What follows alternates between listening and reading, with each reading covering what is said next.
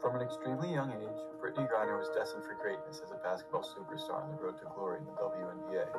However, a dire mistake on a trip to Russia in 2022 turned her life upside down and sparked a series of international political events involving 7 nations and 24 prisoners.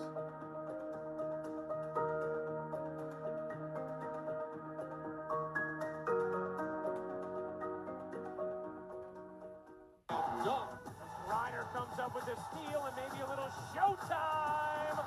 Brittany Griner. Here's Griner going in for the throwdown. Houston rumbling through, finds Griner for the dunk. The two-handed finish. Over to Griner, who dunks it in. Griner goes flying in with the two-handed jam right on two. ABC News has learned that WNBA player and two-time USA gold medalist Brittany Griner is detained in Russia for allegedly having vape cartridges in her luggage at the Moscow airport. Griner, who plays for the Phoenix Mercury, was arrested in February. The Russian Customs Service says the cartridges contained cannabis oil, which could carry a maximum penalty of 10 years in prison. Brittany Griner was detained in Russia after vape cartridges containing cannabis oil were found in her luggage, a substance illegal in Russia. Many Americans saw Griner's detainment as unfair and geopolitically motivated, especially during the war in Ukraine, and a large social media presence demanded her freedom. However, many also worried that rapidly growing demand for her return would make a more valuable hostage for Russia. Griner pleaded guilty, while also claiming that the cartridges were packed accidentally, and that they were medically prescribed. Following her arrest, she also testified that she was forced to sign documents in Russian that she did not understand. On August 4th, 2022, Griner was found guilty of smuggling illegal drugs with criminal intent. She was sentenced to 9 years in a penal colony. I made an honest mistake, and I hope that in your ruling that it doesn't end my life here. I want to also apologize to my parents, my siblings, my Phoenix Mercury organization back at home, the amazing women of the WNBA, and my amazing spouse. It wasn't long until the U.S. government and diplomats got involved in trying to facilitate an exchange with Russia in order to bring Griner home, along with other detainees that were unfairly held in Russia. Do you think she's being used as a political pawn here? I cannot ascribe Russian motives or intent here. All I can do is tell you where President Biden is and the national security team. Wrongfully detained, need to come home. There's a deal on the table. Let's make the deal. Let's get him home. Griner was not alone. Paul Whelan, a former U.S. Marine, had been detained in Russia since 2018 due to charges of espionage that he denies. Unlike Griner, his arrest was before the war in Ukraine, complicating diplomatic efforts to secure his release. American diplomats fought tirelessly for the release of both Griner and Whelan, proposing a swap for Victor Bout, a notorious Russian arms dealer, increasing pressure on Russia to conform. Bout was important to Russia due to his ties to security services. However, they still viewed Whelan as a higher stakes prisoner because of his alleged spy and intelligence status.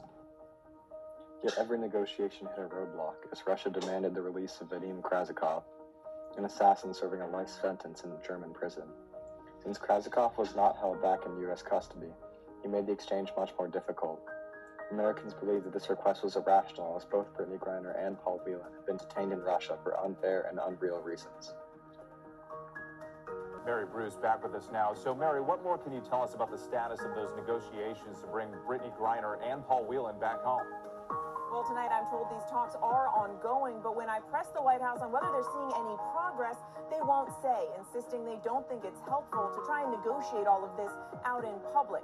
The big question tonight, though, is now that Griner has been convicted, will Russia go ahead and accept the proposal on the table? Or if not, how much more, if anything, is President Biden willing to offer to bring these Americans home? In December 2022, the U.S. and Russia finally reached an agreement, exchanging Griner for Bout in an airport in Abu Dhabi. While a diplomatic victory for the Biden administration, Paul Whelan was still left behind, setting a precedent for future prisoner swaps and stress for the United States. Whelan's family worried about him and his future, as Brittany Griner's release may have been an effect of her celebrity status and value to American citizens. Their frustration with Griner's homecoming emphasizes the disproportionate treatment from American diplomats with the continued detainment of Whelan. Brittany will soon be back in the arms of her loved ones, and she should have been there all along. This is a day we've worked toward for a long time. Paul Whelan himself expressed his disappointment in the U.S. government's efforts for his release, saying he was happy that Griner was released, but told CNN, "I am greatly disappointed that more has not been done to secure my release, especially as the 4-year anniversary of my arrest is coming up." Nonetheless, Biden vowed the U.S. would never give up on him. U.S. officials said the Russians refused to negotiate his release. In August of 2019, Vadim Krasikov was taken into German custody after multiple citizens witnessed a murder in Berlin's popular Tiergarten Park, with Krasikov fleeing on a bicycle in broad daylight. The victim was Zalimkhan Kangashvili, a man who fought alongside the Chechen militia during the Second Chechen War against Russia. Due to this, he had been on the top of Russia's most wanted list for years, and moved to Germany after several prior attempts on his life. Krasikov denied everything, even after German police found video footage of the murder, as well as a fake German passport in Krasikov's possession. He would only serve jail time for less than 5 years, however, and would become a key piece of the largest prisoner exchange since the Cold War. In an attempt to bring back Paul Whelan and other imprisoned Americans, the U.S. tried convincing Germany to release Krasikov and even proposed deals that would give Germany something in return. But Germany refused, calling Krasikov a cold killer. After bringing a multitude of countries and prisoners into play, Germany eventually agreed to release Krasikov in exchange for other detainees, warranting a prisoner swap in August 2024 held in Ankara, Turkey. Involving 24 prisoners in total, 16 of them were to be returned to America, many of which were journalists. The other 8 were to be returned to Russia, including spies, convicted hackers, and 1 trained assassin, Krasikov. The historic exchange included 7 countries, such as Russia, the US, Germany, Poland, Slovenia, Norway, and Belarus. The swap involved the release of wrongfully detained Americans Paul Whelan, Evan Gershkovich, and Russian-American Alsu Kurmasheva. Despite the diplomatic success, several Americans remain imprisoned in Russia, and geopolitical tensions continued, fueled by the ongoing war in Ukraine, as well as distrust among nations. Mark Fogel, Gordon Black, Travis Leak, and the others who remain detained in Russia prove that the fight seems to be far from over. Yet why does this matter to international affairs?